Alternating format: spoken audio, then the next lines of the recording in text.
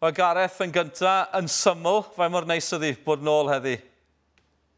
Ie, neis iawn. Mae wedi bod yn amser hir iawn ers fi'n bod ar trac yn y rha. So, just mae'n neis bod yn ôl wan. Trac dwi'n abod, fyna dwi'n treinio bob diwrnod, so mae'n neis bod yn ôl o fyna yn rhedeg. Oedd e'n awyrgylch gyfarwydd iawn i ti, ond oedd yna bach yn nerfe yn camu nôl am y tro cyntaf? Oedd, dwi'n cael bach yn nerfa bob tro dwi'n rhedeg. Dwi'n meddwl bod pawb yn, really.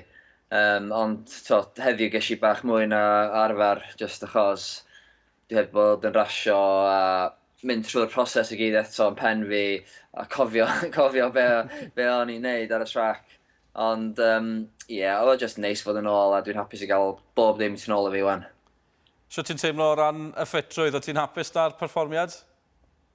Ie, oedd yr amser ddim yn amser gorau, ond y peth pwysicach heddiw oedd just fod yn ôl, twm o fyny'n iawn, a bob dim yn gret, really. A wedyn, da ni'n symud ymlaen wan at y tymor rha. Ie, beth yw'r cam nesaf? Na'r cwestiwn nesaf, cwestiwn amlwg. Beth sy'n nesaf ar y calendar i ti?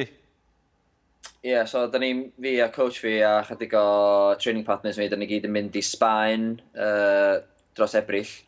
So fydden ni yna yn treinio Mallorca am dipyn, a wedyn nôl tua diwedd Ebrill a dechrau rasio wedyn.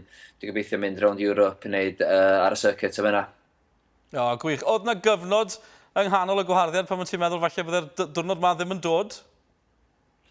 Oedd, mi oedd yna.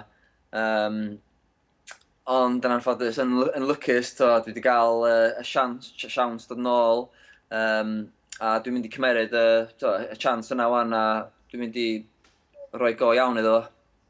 O, Gareth, ni gyd yn falch cael ti nôl, llongyfarchiadau, neis cael ti nôl ar y trac, a diolch yn fawr iawn am siarad yn ni ar Clwb.